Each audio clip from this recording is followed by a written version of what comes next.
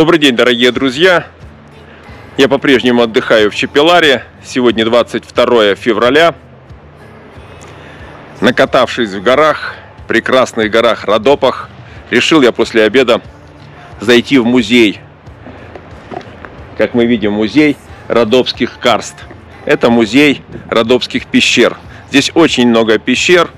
И не зря люди, которые меня знают, и мы с ними сюда приезжаем, они всегда просят заехать в пещеру Голубовица, в которой можно не просто как по пещере походить, но еще и поплавать на лодке часть пути. Это очень интересно. Здесь в этом музее работает геолог Йовка, моя старая знакомая. Вот. Неоднократно я с ней встречался и на экскурсии здесь был. Ну, сейчас непосредственно хочу познакомить с ней и вас. Я думаю, она более подробно расскажет как о себе, как о городе, наверное, так и непосредственно о музее. Вполне возможно, что и у вас появится желание приехать в Родопы и погрузиться в познание родопских пещер. Знакомьтесь, Йовка Райчева. Добре дошли в нашия музей на Родопския карст, или по-просто казано музей на пещерите. В нашата страна това е единствения музей, както и единствен на Балканите. Създаден е от Димитър Райчев, учител от Чепелари, в чието ръководство са проучвани над 600 пещери в Родопите, като 3 от тях са благоустроени по негова инициатива. Това са пещерата Дяволско гърло, пещера Ягодинска и пещера Охловица. По негова инициатива е построена тази сграда за нуждите на музея и за нуждите на туристическото движение. По негова инициатива през 1998 година, след победата на олимпийската ни шампионка Екатерина Даховска, зимната олимпиада в Нагано биатлон, бе създаден музея на ските и ски спорта в Чепеларе, тъй като в Чепеларе се намира и единствената фабрика за ски. А Чепеларе има и стара спортна слава. Но да започнем с нашия музей. В първата витрина са показани скъпоценни и полускъпоценни минерали, които се срещат в Родопите. И като казвам скъпоценни, имаме скъпоценни са ето тези кристали аквамарин, а това малко малиново-червено зранце е първото и единствено късче намерено рубин в нашата страна. Интересно. Останалите са от полускъпоценните минерали. Всички останали експонати в музея, които се намират, са свързани само с пещерите. А это слюда или что это? Слюда. Слюда, московит. Да? Белая е слюда, московит. Когда она черная, наричат се московит. У меня просто дедушка Амосов и в Сибири жил. И город Заозерный основался на том, что они добывали слюду и отвозили в Санкт-Петербург, для места стекла ставили. Ну, это давным-давно было. И за счет этого вырос город. Кристалл, это монокристалл московит. Да. Сейчас в нашем музее есть такая временная изложба. Это посветена на биоразнообразието на най-голямата ни река Марица, на колегите от Пловдивския природонаучен музей. Тези експонати са временно тук, с тази изложба на тази тема. Да не се... Имаме традиция през годината да представяме някои новости, тъй като музея ни се посещава от местни ученици, от други, за които представлява интерес да видят нещо, освен в експонатите от нашия музей, да видят нещо и от гостуващите ни изложби. За по-разнообразна дейност, туристическа и по-атрактивна на музея. Това са пещерни минерали, които са намирани в нашите пещери от България. Това са различни видове съединения на калциевия карбонат. Общо взето пещерните минерали са еднообразни, защото са свързани само с дейността на водната капка, която образува пещерите и пропастите, и затова това са минерали на тези съединения, на тези елементи. Это тоже сталактиты, да? Это, Да, да. Сколько лет примерно вот ему? Это сталагмит может быть равно 1 линеен сантиметр образуется при тези климатични условия в България за около 1000 години. 1 линеен сантиметр, може да скажат 17 000 години. 20. 17 тысяч лет получается. Да. Сколько сантиметров според вас? Но он же еще и длиннее был. Длиннее. Да.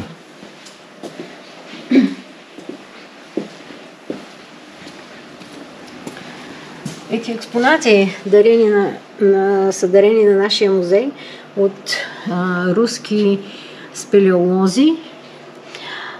През 1990 година наша експедиция посещава една от големите гипсови пещери в Република Туркменистан, където има такива пещери, тъй като в България и в Европа няма гипсови пещери. Тази пещера е уникална, голяма, над 25 км сбор от подземни галерии. Это в Туркмения? Да. И това са сталактити, тези образци всичките са сталактити и сталагмити от гипс. Понеже са много крехки като минерал, те са изключително бърз растеж имат, тъй като температурата там е 25 градуса в пещерата. Образуват се много бързо, гипса много бързо кристализира и те са много крехки. Пещерата е затворена за посещение и няма да бъде благоустрояване. Това безценно богатство може да се вижда само на виртуално. Мумиё, я смотрю, с Армении, да? Подарили?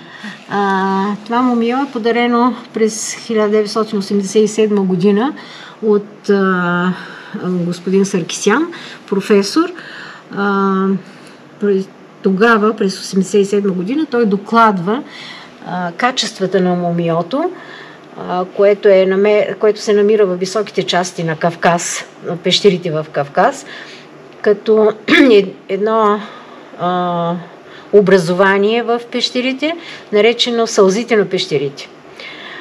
Изключително богато на химически състав, силно разтворимо, което определя и неговите качества като за лечебни качества. Да. Поэтому. Затова съм...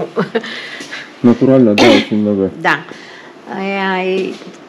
На Международен конгрес по спелеология той докладва за това мумиё и съответно химическия състав, всичко. Это дорогая вещь. Да.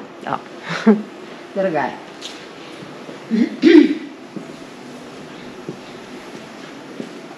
Красиво сделали, конечно, как в пещере.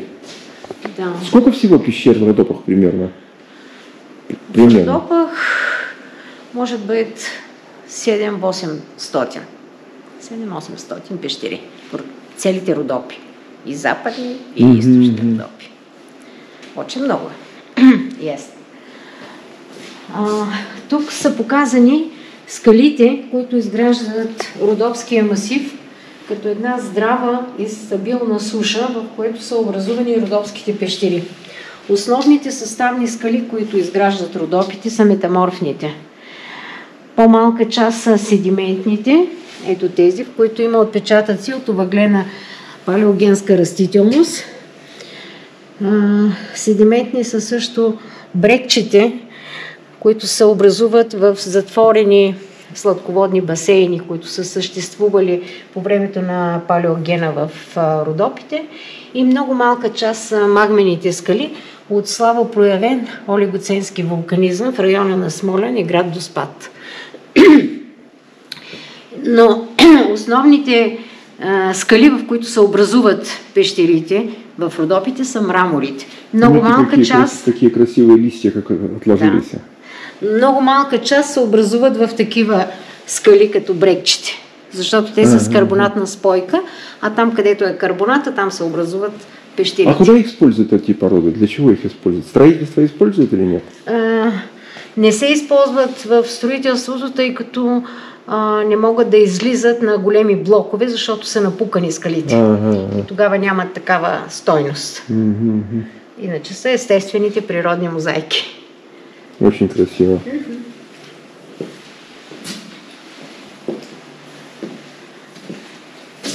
Ето това са разновидностите на родопските мрамори, в които се образуват пещерите. А тук имаме сравнителни различни видове варовици от останалата част на страната, в Старопланинската област, в Северна България, в които се образуват. А доломитов похож тоже на мрамор. Да. А в промышленном... Ух, такой красивый. Что это за графитоносен? Да. Мрамор. Ну, какой красивый мрамор. Слушайте, а он использует в строительстве, в облицовке делают и добывают в промышленном мащабе? Тук в Чепеларе имахме такава кариера, която се използваше, която се добиваше мрамор и се изнасяше се за чужбина. То есть на экспорт идет, да? На экспорт. Ну, знаете, какой красивый. Просто я, если честно, я такого никогда не видел.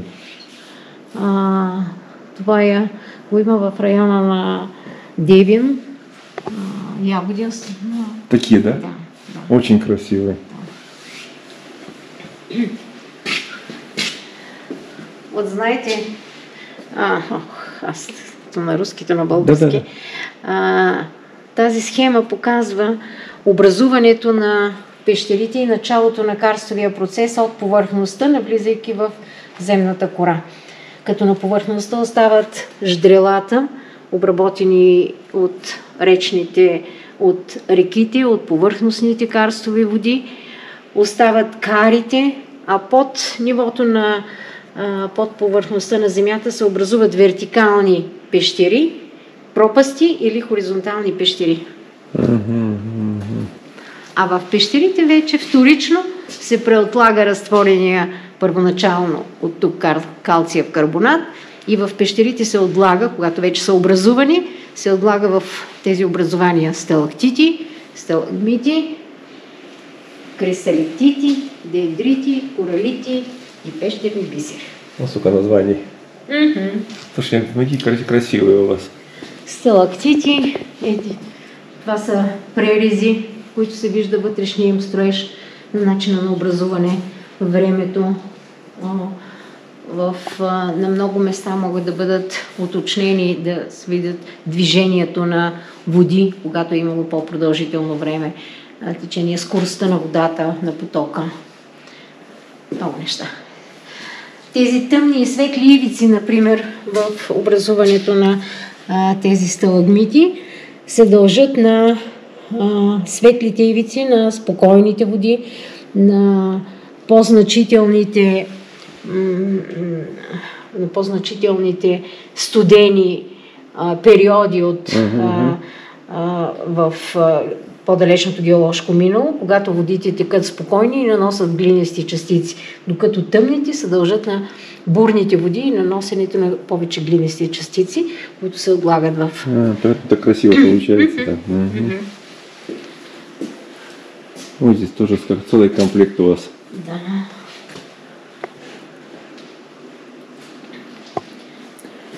Да, здесь, конечно, интересно. И с детьми сюда интересно приходить, показывать. Тези образования се образуват в водна среда. Когато на пода на пещерата вече има вода, която е задържала се вода, и разтвора се е пренаситил от калциевия карбонат, изкристализира, както захарта изкристализира когато се изпари водата.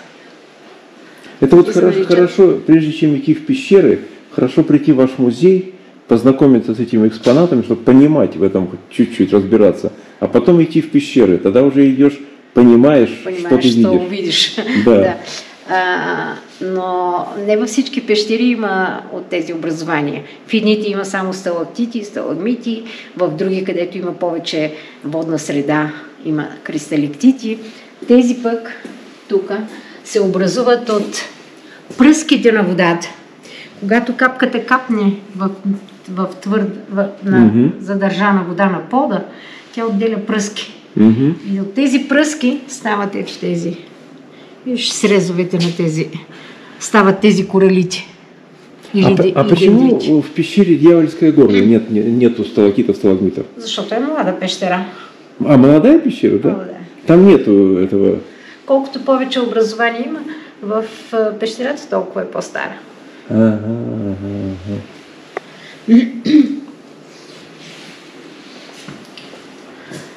А това са части от... Ето така изглеждат пещерните бисери. Те нямат нищо общо с истинските перли, с тези, които се образуват в мидийните черупки. Тези образования са рядко срещани в пещерите и теорията за техния произход е, че първоначално около някаква твърда частичка се натрупва варовито вещество в такъв груб вид, каквито са тези. След дълъг период, когато върху пода се образувала вече такава калцитна кора от постоянното течене на вода, с такива негативни форми, в които следят извивките на пода, капката, която капе непрекъснато на едно и също място от пукнатините, които са образувани, тя бавно започва да ги изглажда, като воденичен камък, като ги върти от извъртането, докато те добият такъв порцеланов изглед. И в влажността в пещерите и под светлината на фенера те блестят като истинските перли. Затова така са наречени. Тези перли са намерени в пропастна пещера, която е все още млада и няма такава твърда основа. Те са в глина и са въртяни само странично, като няма подложка както да се обръщат. Виждате ли, ако смъкнеш малко това, как са странично объртяни. Само така. Другото там е като НЛО. Да. Как бузлуджо, похоже на бузлуджо. На бузлуджо, да. А този тук е чисто сферичен. Да. Виждаш, там има пререз, който вижда се концентричния строеж, който подчертава тая теория.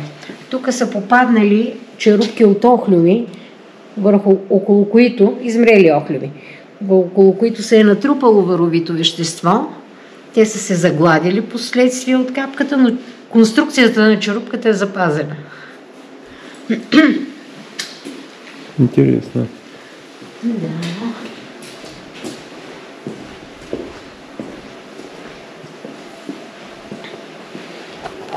Биология от общата биология.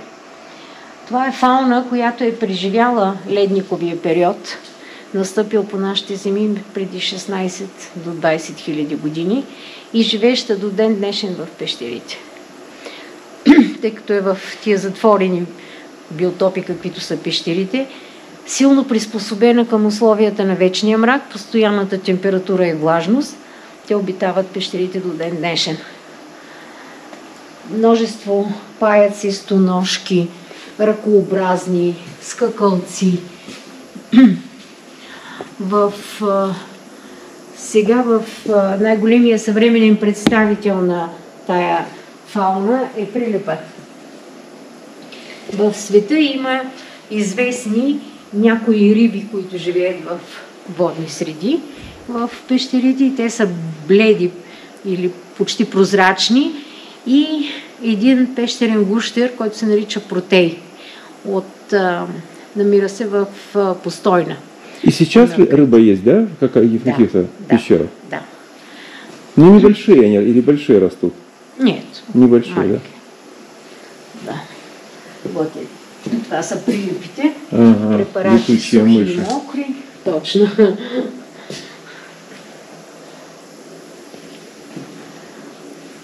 Които бяха набедени за COVID, а пък нямат нищо общо. Я вот здесь, в Малкатырново, где выезжаешь в Турцию, и там слева очень большая пещера есть. в Турции. Да. И там очень много мышей, просто все завешено. Я там первый раз только видел много. Прямо возле Болгарии, там близко. Да, я знаю. Я забыл название этой пещеры. Мара. Мара, да, там интересно. Вы знаете все пещеры. Ну, Там были, да? Было, Там да. тоже несколько уровней, по-моему, 2 или 3 уровня там что-то. Да, и близо има един рибен ресторант, който лавят рибата и тя... Да, есть там, да.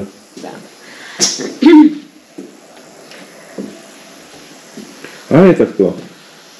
Това са кости от крайник на пещерна мечка. Едър екземпляр, а тези тук са на малко мече, от пещерно мече. Пещерный медведь. Пещерни медведь. А это что, клыки такие? Эти Клыки? Курки, кучишки. Ага, кучишки? На български кучишки зъби. На човек тези са кучишки. Да, кучишки. Да. Ну, серьезные кучишки. Да, сериозно. Тя не е преживяла ледниковия период и изчезнала завинаги от лицето на земята в края на ледниковия период. Оставила костите си в пещерите, а освен пещерната мечка, такива други нейни съвременници, които са оставили костите си в пещерите, са космат носорог, пещерен леопард, алпийски козирог. Сейчас увидим. А този скелет е уникален от една от най-богатите находища на кости от този вид в света. Бориковска пещера, село Бориково, в Смолян. На юг от Смолян се намира тази пещера, в която са правени няколко години проучвания. През 18-та година бяхме домакини на международен семинар, посветен на пещерната мечка, и специалистите, които дойдоха от цял свят за този семинар, ги заведахме да видят това находище. Это сколько лет назад они водились?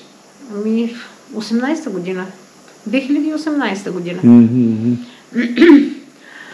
Они говорили, что... А где проходил семинар? Здесь. А, здесь проходил? В България. Но тогава музея беше започнат ремонта по европейския проект и бяхме в салона на читалището. Ну вот это единственный, вы говорили, музей, да, на Болгарию? Да.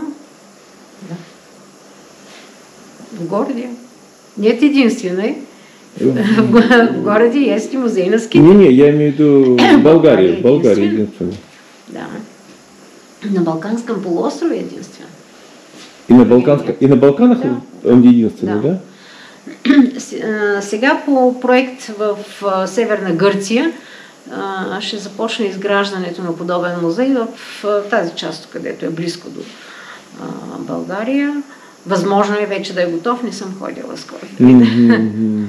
Около близост до Драма. Има една голяма водна пещера и тази община Драма желаят да направят такъв музей. Не знам какво имат, колко имат, нямам представа. Но може да направят. И да не сме тогава единствени. И така.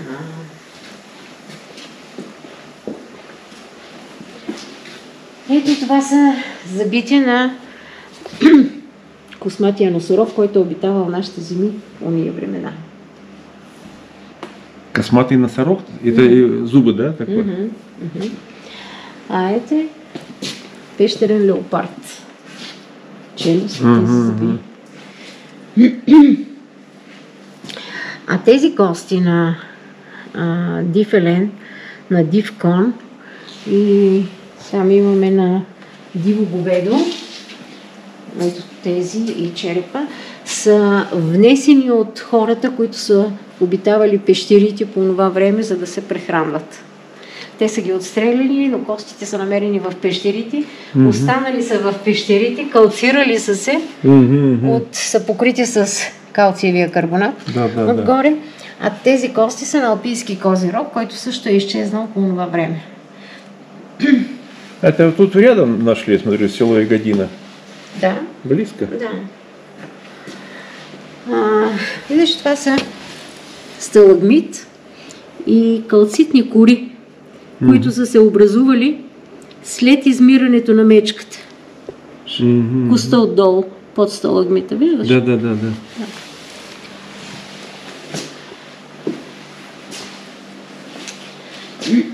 А это чей? Диво говедо. Бос Таурус. На латински.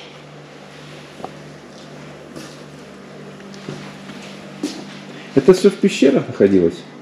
Находилось намерено е в пещерата, защото е внесено, убито там. Ага, я понял, вы сказали, да. Да. Люди жили, добывали. Да. Люди жили в пещери.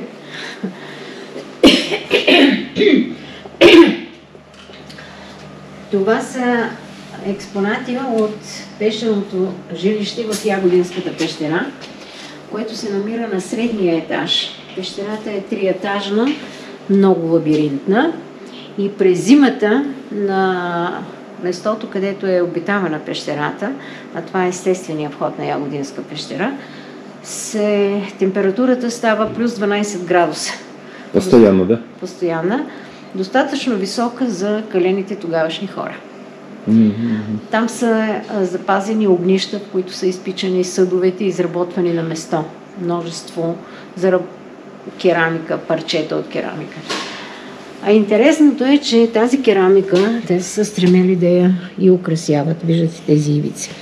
Тъмните ивици са от минерален графит, който видяхте в мраморите. Там, къде се съдържа, но не е ясно. За археолозите не са се произнесли по какъв начин този графит е използван за нуждите на художниците тук. Как са го добивали, за да го... графита е високотемпературен минерал. А когда это они делали? 4-то хилядолетие преди Христа. Енеолит. 4 век. Това са кремъчни, костни уръдия на труда. Това са кости на дете, което е случайно, вероятно, попаднало в пропаст между двата етажа. Жилището и най-новия му етаж. Вероятно случайно, но костите там са намерени и детето там е загинало. Не са могли да го извадят, вероятно. А това са бойни топки, които с прашки са убивани по-дребните животни.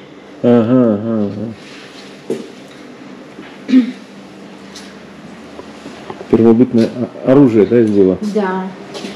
Отглеждали са на открито жито през лятото, съхранявали са го в керамичните съдове, които са изработвали и през зимата са го смилали с ето тези мелници, делали, наречени хромели, стривали са зърното, за да произведат хляб. Мелница така, да. Аз смятам, че за това хляба е свещен, защото той много трудно се добива от зърното, през смилането, през умесването, през изпичането, за да се наеде човек. През зимата нашите предшественици, жените са такали на вертикален стан. Това са тежести, с които са опъвали основите за такане. На хоризонтален прът, дърво, се опъва основата с тези тежести и тогава се премушква нишката между ними, да. А это что интересно? Някакъв, вероятно, ритуален съд. Ритуально, да? Ритуален. Как сито такое сделано. И тук има по-малко такова. Защото не е възможно да е сито за нещо. Да е като сито. То ритуально, скорее всего. Много малко. Да. А может ложились угли и поджигались, может быть, как кадила, может, ну... Не произнесли се. Трудно сказать, конечно. Археолозите не са казали точно какво е. Можно только догадываться. Да. А это металлический или нет? Да, метални. Това са от по-късната желязна епоха, когато започват да познават металите, правят кълъпи от глина, ето такъв кълъп, в който, това е щупен, за съжаление, в който изливат вече стопения метал, за да по-съвършени форми, по-здрави. А это что, бронза или что это? Желязо, бронз. Железо, бронза? И бронз, и желязо. Интересно. Тези неща са останали от турското робство. Иго. Както искате, кажете. Но за нас тук е факт. Това е една пропастна пещера, наречена Челевешница, до село Забърдо. Тази, извинявам. Это Ягодинская пещера, да? Тази пропаст, която тук е входа. Това тук е 90 метра отвес и тук е сипей, който няма качване. През този отвес хората са хвърляни, тези, които не са искали да приемат исляма. Без никакви шансове да оцелеят и да се върнат, да излезат от тази пропаст. Там са стари оръжия, кости, челюсти човешки. Освен тази пещера, в района на нашата община, до село Орехово и село Павелско има още 2 такива пещери, също наречени Челевешници. Но те са хоризонтални и там са се криели по-възрастни хора с деца. И когато турците не ги намират по домовете им, пред входовете запалват огньове и навлизащия навътре дим задушава хората. Този, който излезе, не издържи и излезе, или слага чалмата, или е застрелян. Този, който остава вътре, е мъртъв. Преди 3 години в района тук на Чепеларе, съвсем близко, там където започва нашата писта, само че в другата посока, бе намерена тази пещера Чая, в която започнаха археологически разкопки с доста интересни данни за сега от първоначално излезлите материали и ще продължават да се довършват тези разкопки, но пещерата е вече осветена с агрегат и ще може да се ходи в нея с вероятно с предварителна заявка, това ще бъде уточнено. Но сега през лятото, когато се водят археологическите разкопки, се провеждат там, е маркирана туристическа пътека и хората могат да видят, посещавайки града, да се разходят и да видят как на практика се работи в пещерата и се разчитат археологическите слои. А заявки кому надо делать? Здесь музей. У вас? А кто, вы водите экскурсии? Не. А кто водит? Есть люди, директор. Да? Директор. А директор сам водит, да? Вероятно, той ще бъде, да. Ага. Он молодой. Он тоже геолог, да? Нет. Той е биолог. Биолог? Биолог е. Но той се занимава с археологическите разкопки и археолог, водещ археолог е една госпожа от Пловдивския археологический музей. Ну, я так смотрю, вот я вот общаюсь со всеми, кто в пещерах работает, а вы друг друга все знаете, я смотрю, так у вас коллектив не очень большой, поэтому вы все друг друга знаете. Да. По крайней мере, вас знают все. Кому я не рассказываю, все знают вас. Видите, какие взрослые люди были, когда была в Турецком большие балканжи, едри. Вот бяха хора тук от такива стоматолози на семинар. И като дойдоха и като видяха челюстите, и като този човек колко чеверме е изял. Знаеш, що е чеверме, нали? Не. Агне печено на шиш. Да. Не агне, още не млада овца. Разбирам. Печено на шиш, така казват, колко чеверме е изяло, да са останали 2 зъба изтрити, а пък останалите са, челюстта се е затворила. Но е държала здраво, за да дърчи все пак. Докато е имало и по-млади хора. И така, с това експозицията на нашия музей приключва. Спасибо большое вам. Ничего. Спасибо большое вам. До новых встреч. До новых Большое встреч. спасибо от всех, кто будет смотреть канал вам. Здоровья вам, хорошего настроения и до новых встреч. До нови срещи Всего доброго. с всички, които желаят да видят хубавото в Родопите.